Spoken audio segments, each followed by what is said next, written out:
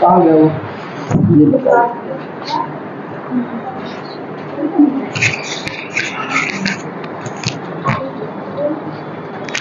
कौन सी, ये वाली लाइट बंद करो पहले। हाँ क्या नहीं लिख के चल रहा होगा, लाइट होना है जो लिख के आएगा। नहीं लाइव नहीं है। बताओ तुम लोगों को अगर लाइव आना है तो आज यही बोर्ड पे आ जाओ।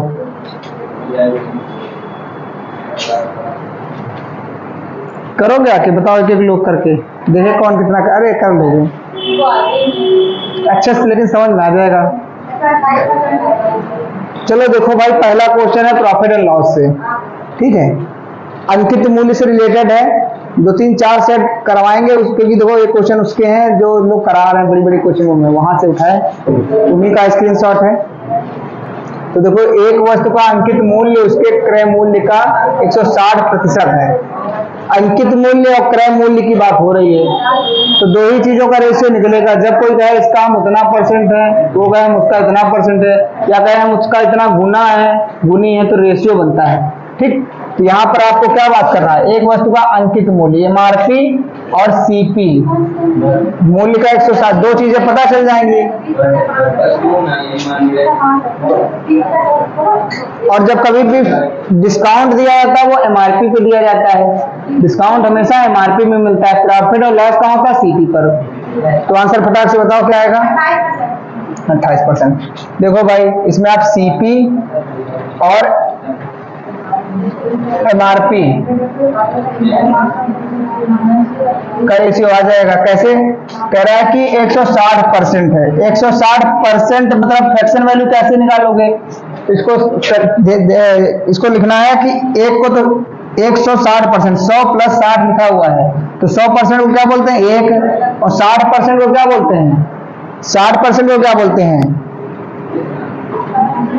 हाँ तो यहाँ 6 × 5 = 10, 3/5, सीधा इसको जोड़ लो, 5 × 5 = 3, 8/5 आता है। फिलहाल काट पीट लोगे तब भी वही आएगा, बटे 100 करोगे, 0 0 काटोगे।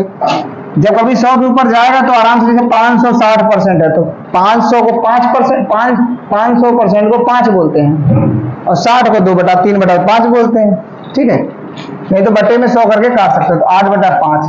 अब यहाँ पर देखो क्या ज्यादा कम बोल रहा है, क्या एक वस्तु का अंकित मूल्य उसके क्रय मूल्य का 160% है, क्रय मूल्य का 160% है, यानी क्रय मूल्य CP, इसका 60%, यही तो है, 8 तो आया है।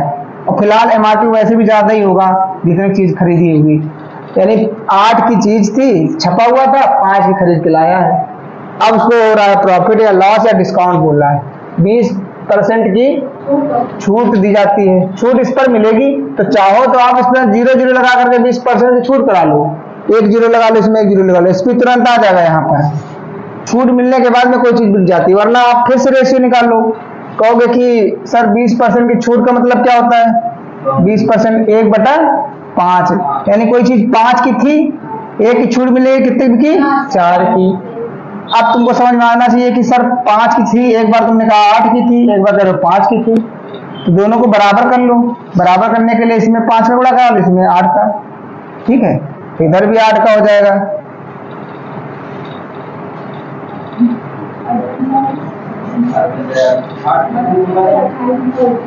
उल्टा लिख दिया,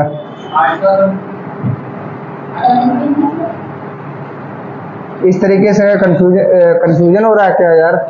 8 × 32, ठीक है, 8 × 40 और 55 25, ठीक।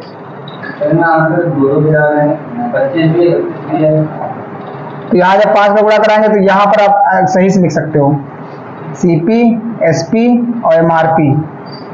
आंसर अलग नहीं आएगा, एक ही आंसर आएगा। MRP हो जाएगा 40, SP हो जाएगा 32, और ये हो जाएगा 25।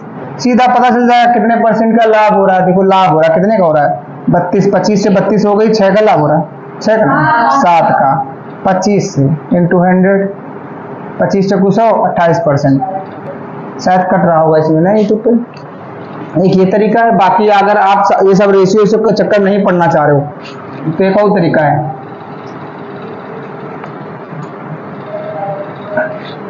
सवाल में ये कह रहा है कि सर सीपी का रेशियो दिया गया है और एमआरपी का दिया गया है, एमआरपी का, एसपी का पता नहीं था, सीपी का 5 आया, कितना 5 आया था ना, 5 और इसका कितना था 8।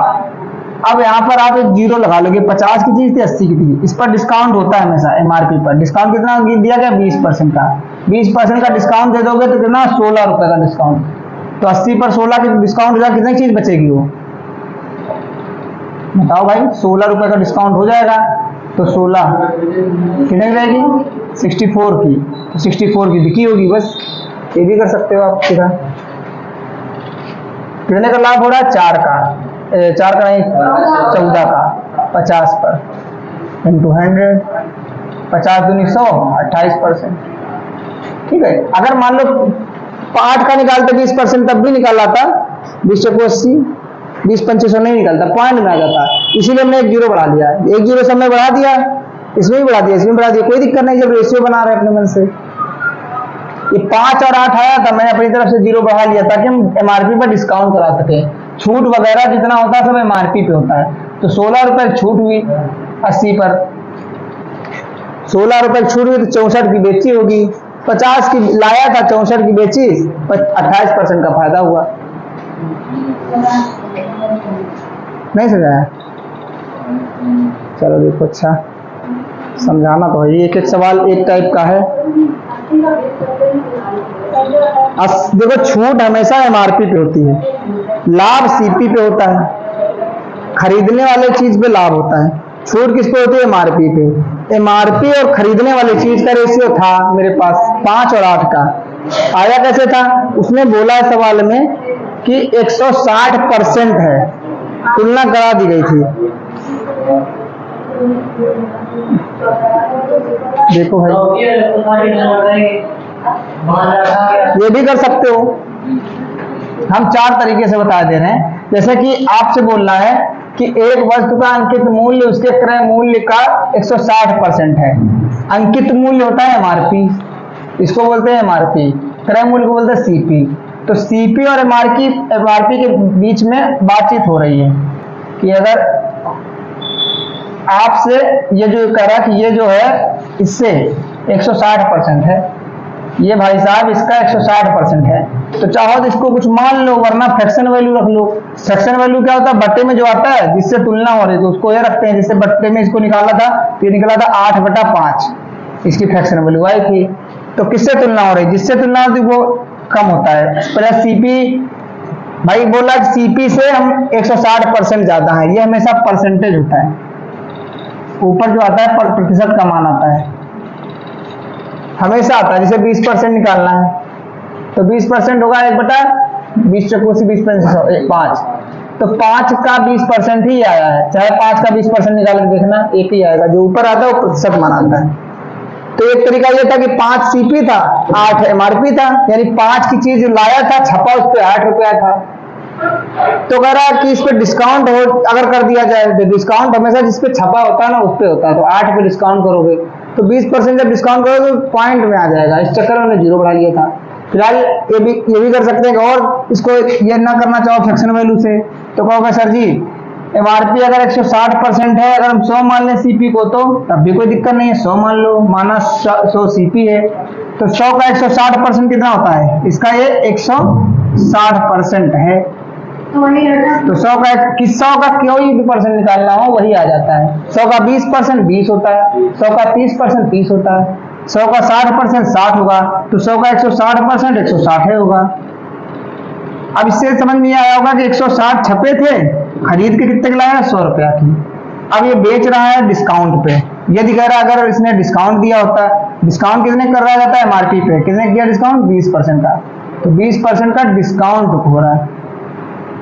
तो ये भी कह सकते हो अगर 20 का डिस्काउंट होगा तो चीज कितने की बेच दी होगी उसने, तो 80% चाहे निकाल लो, 16 अट्ठे 100 क्या होता है, 16 अट्ठे 128 सीधा, क्योंकि 80% की चीज रही, 20% का हो गया डिस्काउंट, तो 80% की चीज रही, या इसका 20% निकालो तो 16 दूनी 32, 32 कम कर दोगे तब भी 128 आएगा।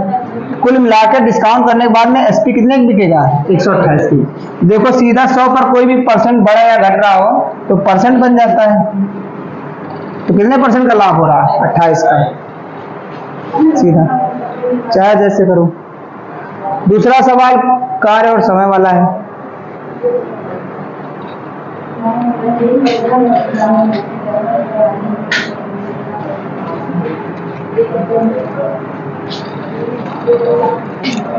बहुत ही इजी है, सभी को करना है, ठीक है। M1 वाले तरीके से प्रतिदिन 15 घंटे कार्य करके वह कार्य को 35 दिन में निपटा देता है। अब कह रहा है कि उसे एक दिन में कितने घंटे कार्य करना चाहिए ताकि 25 दिन में कार्य खत्म हो जाए। जैसे तुम लोगों को करना पड़ रहा पुलिस की तैयारी, पहले 4 महीने तैयारी कर रहे थे, अभी तुमको 23 दिन में करना है, तो कितने घंटे पढ़ना चाहिए, ठीक है, उस हिसाब से निकालना है। तो ऐसे काम कभी भी आएंगे तो M1, M1, D1, H1 ये पहला कार्य हो जाता है, पहली बात हो जाती है। उसके बाद बराबर में M2, D2, H2 करके कर सकते हो आप लोग। तो फिलहाल ये 15 घंटे दिए गए हैं और कार्य 35 दिन दिए गए हैं, यानी वैभव की बात हो रही है। तो जो चीज नहीं दी जाएगी उसको नहीं लिखेंगे, ठीक है। तो H1 यहाँ पर दिया गया है 15 और दिन दिए गए 35, ये बात बोली गई पहली वाली। दूसरी क्या बात है? दूसरी गई यदि उसे एक दिन में कितने घंटे कार्य करें, यानी घंटे नहीं पता है, घंटे नहीं पता, अगर काम 25 दिन में खत्म हो जाए। इसको सॉल्व कर लो, इसका हावर का मान निकाल लो बस। 15 गुणे 35 बटे में 25। सामने सामने भी काट सकते थे आप। तो 5 है 15, 55 25, 5 7 35, 7 21 घंटे लगेंगे,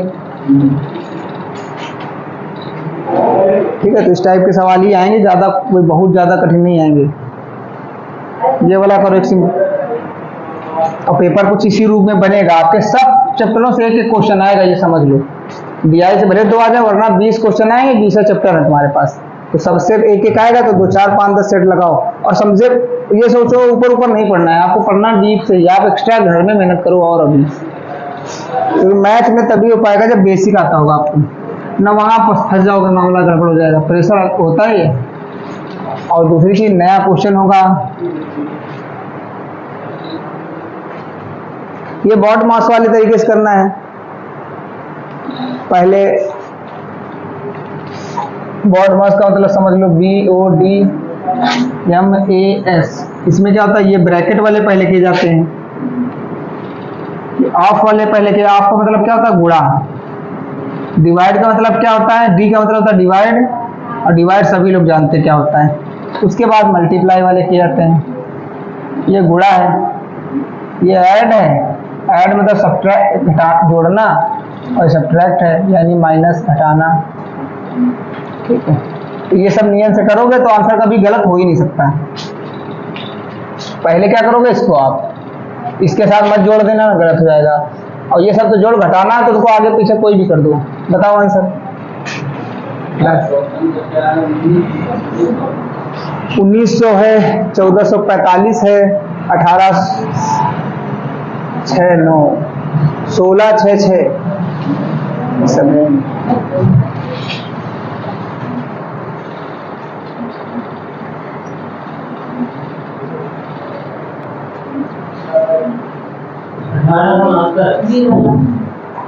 अठारह सौ 69।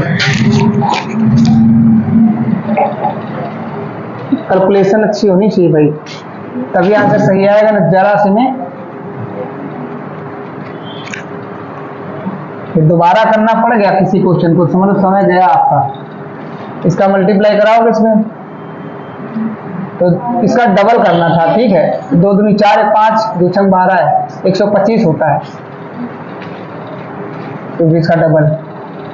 और ये 1100 लिखा हुआ है, माइनस ये कितना लिखा है? 256 लिखा हुआ है, और ये प्लस 900, ठीक है।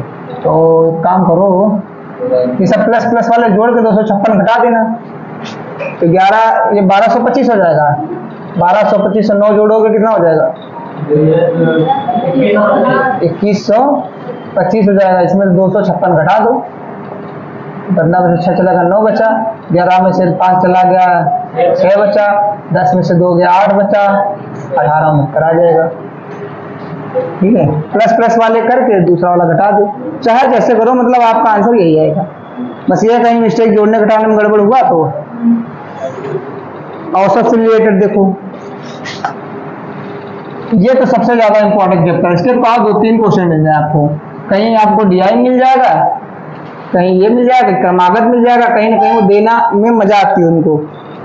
एक समिति के 15 सदस्यों की औसत आयु 4 वर्ष बढ़ जाती है जब 60 वर्ष और 70 वर्ष आयु वाले 2 सदस्यों के स्थान पर 2 सदस्य आ जाते हैं या 2 नए सदस्य आ जाते हैं। यानी 60 वर्ष और 70 वर्ष वाले आयु वाले 2 सदस्यों के स्थान पर 2 नए सदस्य आ जाते हैं। बताइए आंसर। कई बार तो ऐसा हो जाता है ना कि पेन ही नहीं उठाते, सोचते पता नहीं क्या है।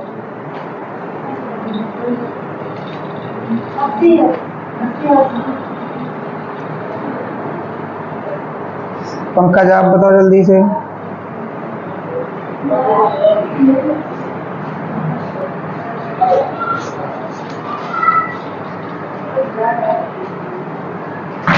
अरे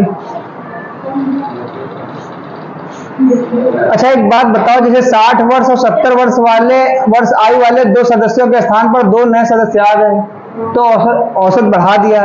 अगर मान लो इनकी जगह पे इतने ही वजन वाले या इतने ही वर्ष वाले आते तो औसत बढ़ता ही नहीं, यानी सेम टू सेम। आपको इतना ध्यान रखना कि 2 कौन से सदस्य हैं, एक 60 वर्ष वाला है और एक 70 वर्ष वाला है। इनकी जगह पे 2 सदस्य आए, कितनी एज हो गई इनकी? 7-13, इनकी 130 थी, 130 वर्ष था।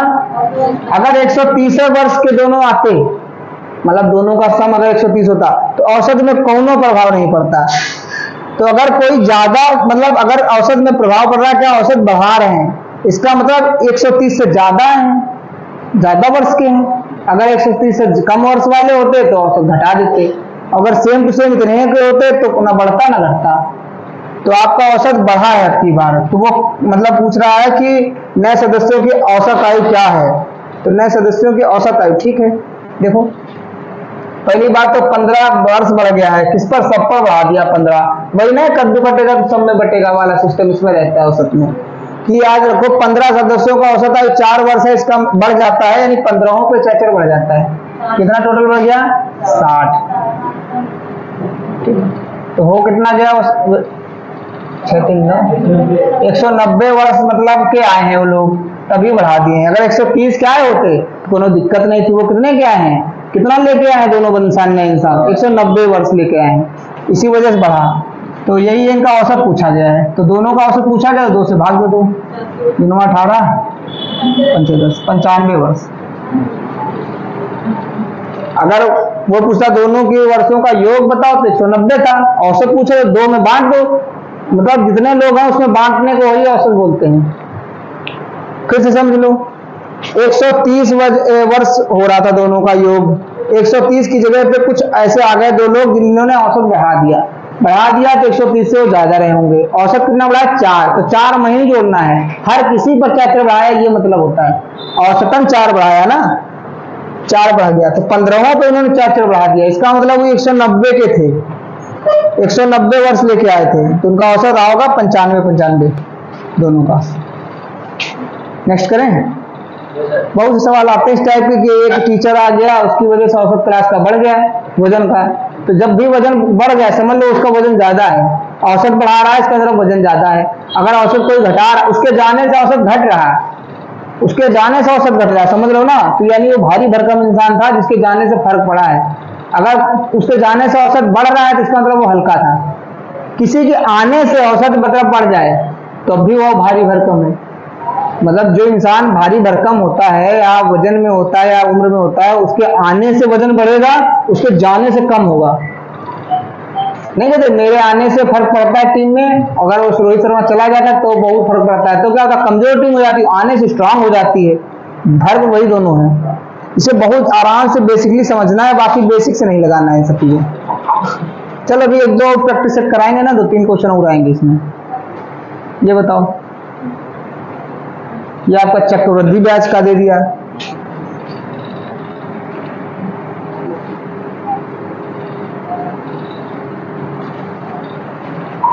10,000 पर एक वर्ष 6 माह में 10% वार्षिक दर पर चक्रवृद्धि ब्याज बताओ। सभी लोग बता सकते हैं, बेसिक तरीके से बता सकते हैं या अपना शॉर्ट तरीका जो भी लगाना हो, लेकिन जितनी जल्दी हो सके 1 मिनट के अंदर दो। एक वर्ष 6 माह का, हाँ 1.5 साल का ब्याज निकालना है, वो भी चक्रवृद्धि। अगर साधारण होता तो कोई दिक्कत नहीं थी, 1 साल का 10% था, दूसरे साल का 5%, 15% निकाल देते, 15,000 आ जाता, लेकिन 1500 नहीं है। अच्छा इसमें आंसर बहुत लोग मार सकते हैं ऐसे ही, 1576 आएगा। क्यों भाई? साधारण अगर कोई पूछे तुमसे तो साधारण कितना होता है? साधारण ब्याज यहाँ लगा होता तो 1 वर्ष का 10% है, 6 महीने का हो जाएगा 5%। तो दोनों का दर बराबर रहती है हर साल। 10 और 5 कितना हो गया? 15। 10,000 का 15% निकालो कितना आएगा? 1500। बस 1500 हो जाता, लेकिन फिलहाल 1576 आंसर आएगा। आप लोग निकालो, क्योंकि ये एक्स्ट्रा ब्याज पर ब्याज मिलता है, इसकी वजह से हुआ है। और ये सब तो बहुत कम है, ये सब तो हो ही नहीं सकते। 15 से तो ज्यादा ही आएगा। यानी ये दोनों तो बिल्कुल, ये तो गलत ही हो गया। इन दोनों में से कोई हो सकता था, बाकी वो सही है। निकाले? जब चक्रवृद्धि ब्याज हो तो याद रखोगे आप लोग, दर पकड़ोगे। दर कितनी हो रही है? दर कितनी थी? 10% थी वार्षिक। तो अगर 1 साल 6 माह में कितने होते हैं भाई? वो क्या बोलते हैं इसको, तिमाही कितनी निकलेंगी? अरे छमाही कितनी निकलेंगी? 1.5 सालों में 3 निकलेंगी। तो चाहो तो इसको 3 भागों में बांट लो, ठीक है? 3 भागों में बांट लो इसको, हो गए 5-5।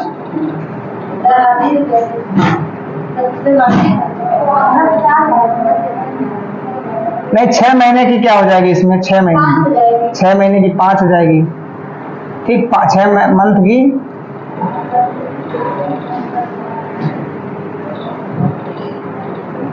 5% हो जाएगी। तो चाहो तो 3 बार ऐसे कर लो, 5 से कोई चीज हो गई, वो हो गई, वरना पहले 10 निकालो। 5% फ्रैक्शन वैल्यू क्या होती है?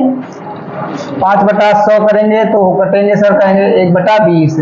अब ये सीधा ऐसे लिखते हैं हम लोग, सर जी 20 से 21 हो गई, 20 से कोई धन 21 हो गया, 20 से कोई धन 21 हो गया। 3 बार क्यों किया?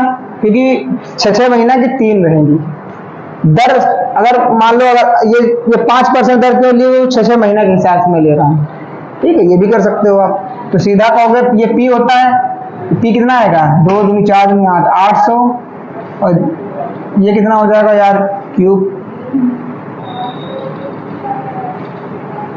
900 कुछ होता है, निकालो जरा। 21 का क्यूब क्या होता है? 961, शायद यही होता है।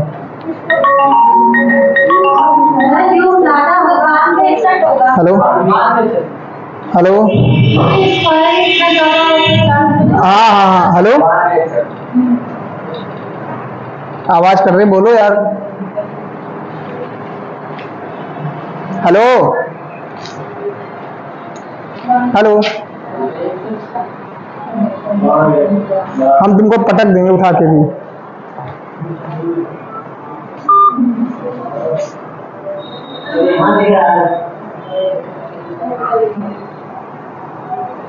दिमाग से पैदा है ना क्या? चलो देखो भाई, कितना हो रहा है? ये यहाँ पर 0 लगाया नहीं था, 8,000 हो रहा तो यहाँ 9,061 होता है ना? 9261, ओके, ठीक, 9261। तो ये जो होता है पी मानते कितना पैसा था, इतना हो गया पूरा अमाउंट। ये ए होता है और ये पी होता है आपका। ये मूलधन होता है, मिश्रित होता है। इनके बीच का ही जो ब्याज होता है वो सीआई होता है, चक्रवृद्धि ब्याज। तो कितना आ रहा है चक्रवृद्धि ब्याज? 12,261, ठीक। तो फिलहाल इसकी वैल्यू दी गई है, कितनी दी गई? 10,000। 8,000 की दी गई 10,000। तो कितना गुणा हो रहा बताओ? 3 0 0 कट जाएंगे इसके? नहीं 10 का नहीं हो रहा, देख लो भाई। 10,000 में आप अगर 8,000 का भाग दोगे ना तो पूरा पूरा जाएगा नहीं, ऐसे कटेगा। और 2 चक्कू 2 पंचे 10, 2 चक्कू 8, 5/4 का गुणा हो रहा है। किसका हो रहा है? 5/4 का। इसमें 5/4 का गुणा करा दो। 1261 में 5/4 का गुणा करा दो, आंसर आ जाएगा। चरते ही 12, 4 1 कम 4, और यहाँ पर 2, 4 6 24, 4 6 24, चरते ही 12, 4 कम 4, 2 6, 4 6 24, 2 बचा, 4 5 20। ठीक है, 5 का गुणा करा दो, क्या आ जाएगा? 15 क्षेत्र। जहाँ जैसे करो, बताओ कैसे करना है।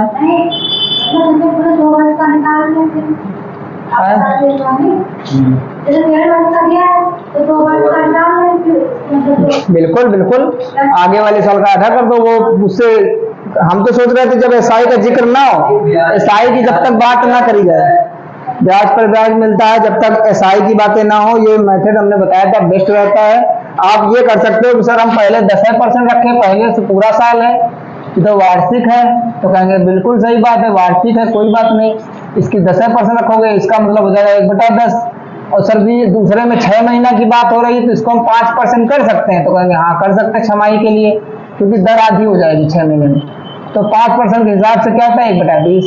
तो जब इसको लिखोगे तो यहाँ से कहोगे 10 से कोई चीज 11 हो गई, एक साल यहाँ लिखोगे 20 से कोई चीज क्या हो गई 21 हो गई। बात ये भी वही है, 200 से कोई चीज कितनी हो गई 11 तक कम 11, 11 दूनी 22, 11 दूनी 22, 22 से 23। तो यहाँ पर ब्याज कितना मिल रहा है 31 रुपया, इसलिए है इसकी वैल्यू दी गई थी 10,000। चाहो तो ऐसे भी कर सकते हो, लेकिन हमने 5% बना दिया, छमाही के हिसाब से 3 बार ब्याज लगेगा। इसकी वैल्यू दी गई थी, 2 0 0 कर देंगे,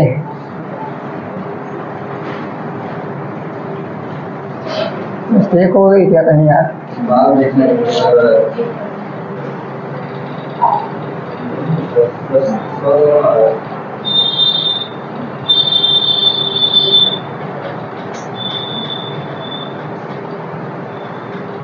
कितना आ रहा है यहाँ से, तो 0 बढ़ जाए तो पहले 50 आएगा यार, तो लगभग में आ रहा है क्या है, तो पूरा कर गया। तो यहाँ पर आपका 5 कम 5, 5 1 15, 1550 के आसपास आ रहा है।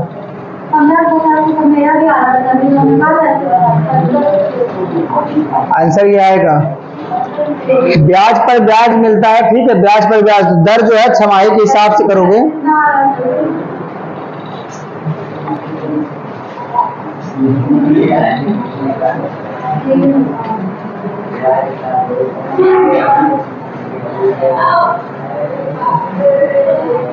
एक्चुअली क्या है कि इसमें देखो क्या है कि ब्याज पर ब्याज मिलता है, वार्षिक 10,000 पर 1 वर्ष 6 माह में 10% वार्षिक दर पर चक्रवृद्धि ब्याज कितना है, जहां ब्याज का अर्थ वार्षिक रूप से संग्रहित किया जा रहा है। ठीक है, इसी तरीके से कर सकते हो। 10% है, उसकी छमाही के हिसाब से 5% के हिसाब से 5 के हिसाब से करोगे। 10% एक साथ इसलिए नहीं लेंगे, वैसे करा था जो तुम लोग ऐसे करते हो, फर्स्ट ईयर का ब्याज, दूसरे साल का ब्याज, दूसरे साल में 6 महीने का आधा ब्याज। कितना आ रहा है 1500?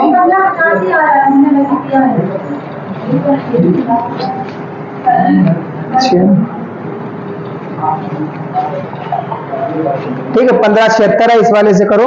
और अगर 1550 आ रहा तो 15 वैसे भी आंसर है, 1550 के आसपास यही है, हो सकता है अप्रॉक्स में दिया हो, और कोई है भी नहीं 1500 के आसपास। पूरा आ रहा है तो ये गलत फिर काटे होंगे यार। जो आपने आंसर किया 12 से 12, हाँ उससे पूरा 325.11, इससे तो आएगा पूरा, इससे पूरा आएगा। ये बताओ भाई, एक किसी कार्य को कई दिन में कर सकता है, बी उसी कार्य को 28 दिन में कर सकता है। यदि वे एक दूसरे दिन कार्य करते हैं तो कितने दिनों में कार्य समाप्त होगा? यदि हर दूसरे दिन कार्य करते हैं, छोटे कार्य करते हैं। अल्टरनेट वाला आंसर है, बहुत जल्दी करो, क्योंकि पता है इसमें हम 50 बार लगा चुके हैं और आप लोग भी बिल्कुल सीख डालो ये सब चीजें। ऐसा तो है नहीं कि नए क्वेश्चन कहीं से बन रहे हैं, बन ही नहीं रहे हैं, सब रिपीटेड। जब कभी भी अल्टरनेट काम करे, 2 दिन का काम देख लो कितना होता है।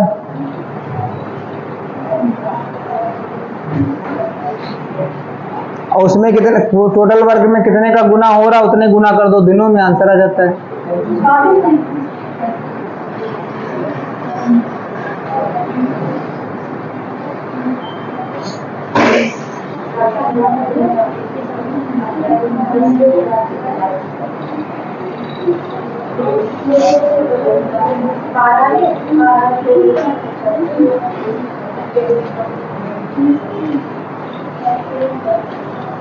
पहले वर्क निकालो। हाँ, टोटल काम क्षमता है कितना आ गया लास्ट 21 है।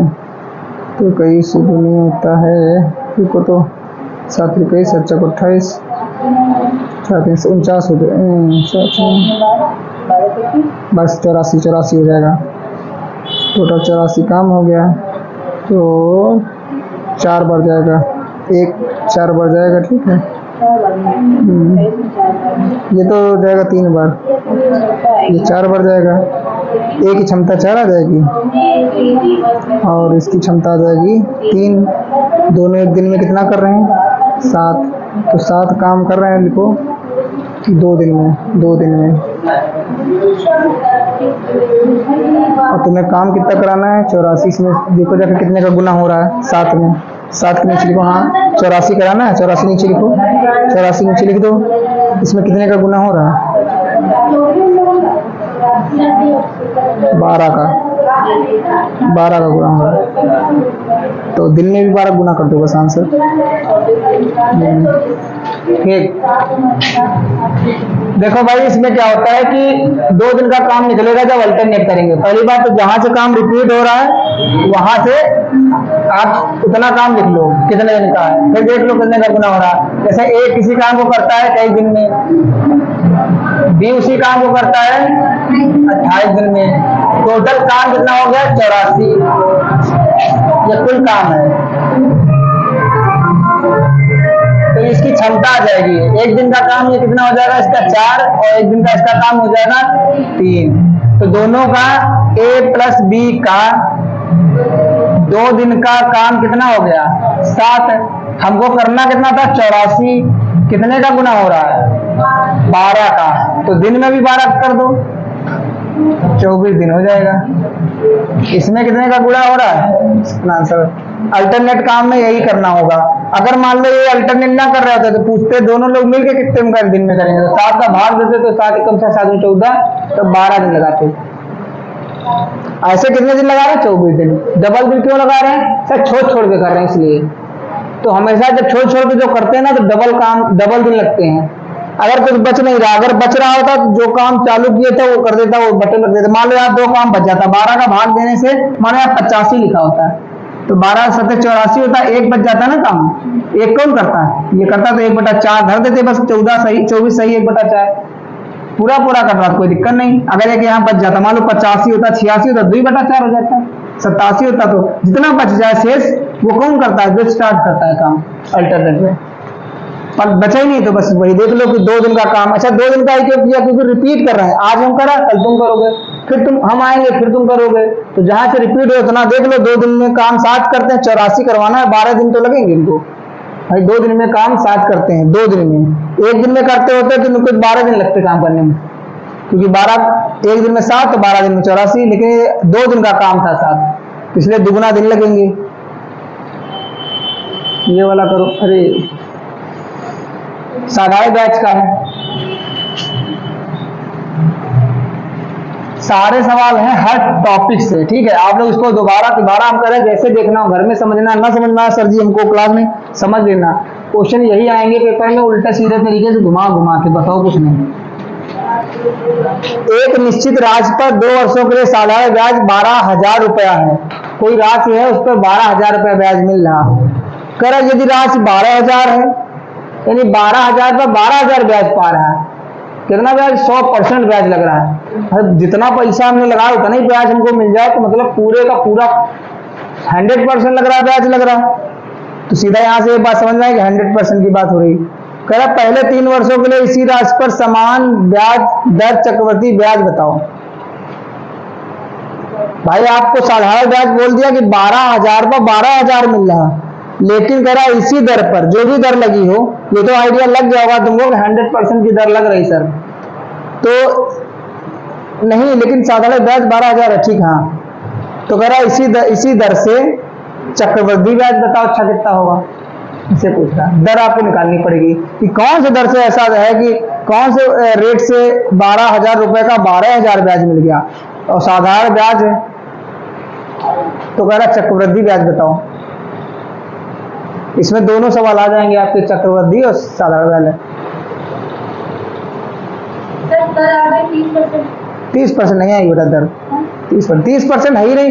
कोई तुम जितना पैसा लगा, मान लो 100 रुपया दे, तुमको 100 ब्याज मिल जाए तो दर कभी 30 नहीं आ सकती। अगर 100 पर 30% लगाओगे तो 30 रुपया ब्याज मिलना चाहिए, यहाँ तो 100 का 100 मिल रहा, 100% दर लग रही है यहाँ पर।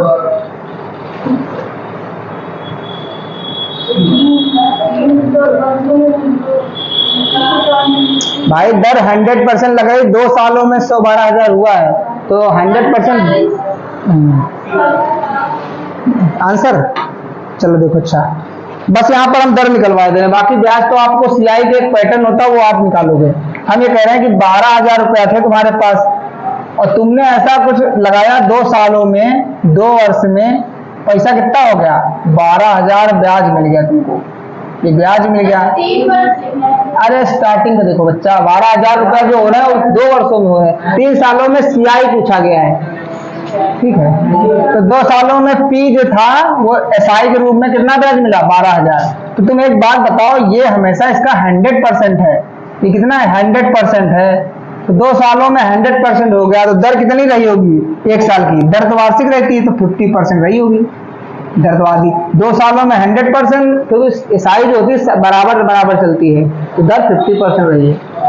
2 सालों में 100% हो जाती है ना दर, तो बस दर पता चल गई आपको। चाहो तो ऐसे निकालते, फिलहाल अगर ये चीज ना करते तो तुम ये करते कि सर यही होता है एसआई बराबर पी आर टी अपॉन 100, तो आपका आता 50। यहाँ 12,000 धरते, यहाँ 12,000 धरते, 12,000 कट जाता, 100 इधर जाता और टाइम कितना था? 2 साल, 2 का भाग जाता, 50% तो आती दर, ठीक है। तो वो सब चीजें नहीं समझना है, बस कि जितना पैसा था उतना ही पैसा हो गया तो 100% का ब्याज हो गया। तो 2 सालों में सर जी हुआ है तो आधे साल में, मतलब 1 साल वार्षिक, तो दर तो वार्षिक रहती है हमेशा, 1 साल में कितना हो जाएगा? 50%, ठीक है, आधी। तो दर आपको पता चल गई। अब आप कर सकते हो बढ़िया से कि सर जी ब्याज निकालना है, कितने पैसा पे निकालना है? 12,000 पे। तो आप 50% फ्रैक्शन वैल्यू क्या होती है? 1/2। तो सीधा कह सकते हो कि सर जी 2 से 3 हो रहा, 2 से 3 हो रहा, 2 से 3 हो रहा, 3 बार ये हो जाएगी तो 8 से 27 हो गया। तो ब्याज पूछा गया ना, तो ब्याज कितना होगा इसमें? सीआई 19 रुपया, 17 में 4 से 9, 19 रुपया। फिलहाल दिया किसकी वैल्यू गई थी? इसकी, पी की वैल्यू दी गई है कितनी? 12,000। धन तो आपका 12,000 था ना, कितना गुना हो रहा देख लो, 8 एकम 8, 8 4 12 ना, 8 5 40, 8 एकम 8, 8 5 40, इतना हो रहा, 1500 का गुणा हो रहा है। तो 1500 का गुणा इसमें करो तो बस आंसर 15 9 135 कितना आएगा? अरे कितना भी है, पूरा कराओ भाई। ब्याज पूछा गया तो 19 में कराएंगे, और अगर मिश्र धन पूछा जाता तो ऐसे कराते। यहाँ पर याद रखो पी और ए, इसके बीच का जो डिफरेंस होता है वो सीआई होता है। आपसे जो ब्याज, ये मूलधन है, ये अमाउंट है, मिश्र धन है, आपसे ये पूछा गया है, ठीक है। तो पूरा करा दो आंसर। फिलहाल देखो दर है आपके पास, वर्ष है, तो ब्याज निकालने में तो कोई समस्या होनी नहीं चाहिए, चाहे दोनों ब्याज हों। जब कभी एसआई सीआई का मिश्रण दे तब आप वो इस्तेमाल करना, मतलब 2 से 3, 2 से 3 ऐसे करके कर सकते हो। ये पी होता है, ये आपका अमाउंट होता है और ये ब्याज होता है। तो ये 1500 का गुणा कराना कितना रह जाए? 28,500। वेरी गुड भैया, इन्होंने बताया था सी पहले से ही। यहाँ मेन समझने वाली थी दर 50% कैसे निकली। चाहो तो आप फॉर्मूले निकाल के रखते ना, वरना ये 100% ब्याज मिला है तो दर हो गई आधी 50%, क्योंकि 2 साल में 100% तो 1 साल में 50। एसआई जो होती है बराबर बराबर चलती है। अगर 3 साल पूछते तो 150% होता दर, 4 साल पूछता तो 200% हो जाती है, बराबर चलती है। उसमें सीआई में दिक्कत होती है, इसीलिए सीआई में ये ड्रामा करना पड़ता है कि 2 से 3 हो गया धन, 2 से 3 हो गया, 8 से देखो 27 हो गया, 8 रुपया था 27 हो गया। ब्याज इसमें कितना मिल गया? 19, जबकि मिल रहा है। और साधारण होता तो पहले साल अगर 8 था, 8 8 24 से मिलता, तो उसका अलग चलता है। ये वाला बताओ, क्रमागत संख्याओं का औसत ये औसत वाले ज्यादातर आते हैं सेट में, इस चक्कर में औसत वाले ज्यादा दिए गए हैं। पेपर में भी औसत से रिलेटेड क्वेश्चन आएंगे, 2-3 एडवांस से भी आएंगे, 2-3 क्वेश्चन आपके। 5 क्रमागत विषम संख्याओं का औसत 15 है। इन 5 संख्याओं में सबसे छोटी संख्या कौन सी है? हाँ, 5 क्रमागत संख्याओं का औसत 15 है। इन 5 संख्याओं में सबसे छोटी संख्या कौन सी है? तो इसमें करने की जरूरत नहीं होती, इसमें पेन नहीं उठाया जाता है, फिलहाल उठा लिया जाता है। थोड़ा सा आपको यहाँ पर ध्यान रखना है, क्रमागत करने यूज किया शब्द, इसका मतलब है कि मध्यमान। जो मध्यमान होता है वो होता है औसत। अनुमान क्या होता है? औसत। तो यानी सर जी आप औसत बोलो चाहे मध्य वैल्यू बोलो, वो आपका क्या है? 15 ही है। अगर 15 बीच वाली है, 5 संख्याएं हैं, 2 इधर रही होंगी 2 उधर रहेंगी, मध्य तभी तो बनेगा। ठीक है, तो 15 के पहले कौन आएगी? 13। Very good. और इसके पहले कौन आएगी? 11। तो यही सबसे छोटी है। और यहाँ पर बड़ी अगर पूछा जाता तो यहाँ पर 15 के पहले 17, 17 पहले 19। विषम है ना इसलिए। ठीक है, तो क्रमागत संख्याओं का औसत मध्यमान होता है अगर दिया जा रहा, तो आप ऐसे कर सकते हो। वरना अगर औसत निकालना होता क्रमागत संख्याओं का, अगर क्रमागत संख्याओं का औसत निकालना होता तो क्रमागत संख्याओं का औसत क्या होता? पहला नंबर प्लस आखिरी नंबर बटे 2, फर्स्ट और लास्ट बटा 2। तो इसके फार्मूले कुछ लिखे हो शायद मेरे ख्याल से। हाँ, ये लिखे हैं। लिखो भाई इनके फार्मूले थोड़े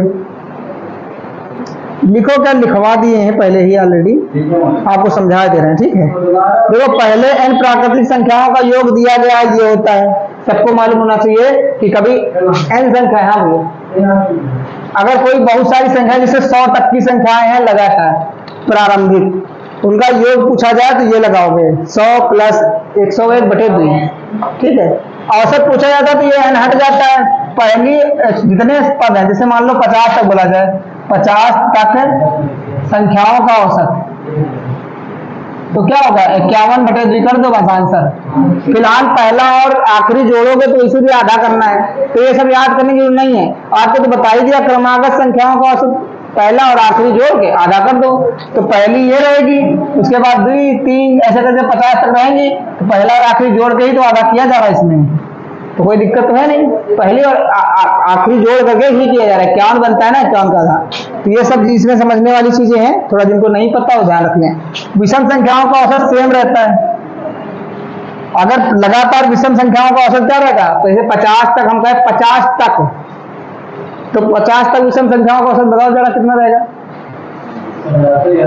गलत आंसर। 50 तक में विषम संख्याएं 50 नहीं होती हैं, 25 होती है, तो 25 आंसर रहेगा। ठीक है, हम कहें 50 विषम संख्याओं का औसत, तब 50 रहेगा।